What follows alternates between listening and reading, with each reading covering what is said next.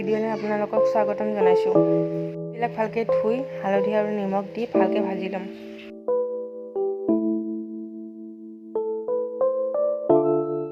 নহৰু, শুকান জলকীয়া, জিৰা, অলপমান আদা বটি ল'ম।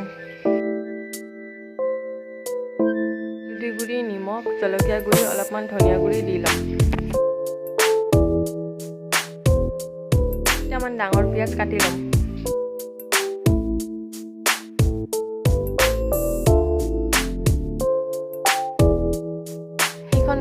কেৰাহীতে অলপমান তেল দি পিঁয়াজবিলাক ভাজি ল'ম।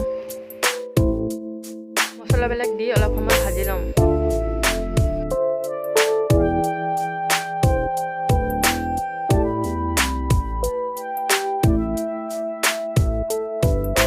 মছলাবিলাক ভালকৈ ভজা হ'লে তাত মাছবিলাক দি ভাজি থাকিম।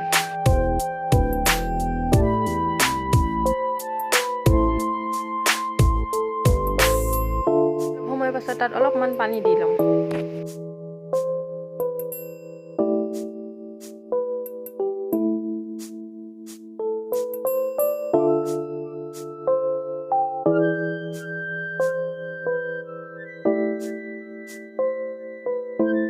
পানীখিনি ভালকৈ শুকালে শুকান যেতিয়া মাছবিলাক হৈ যাব তেতিয়া গেছটো বন্ধ কৰি দিম। যদি ভিডিঅ'টো চাই ভাল লাগিছে please like, comment, share and subscribe কৰি দিব।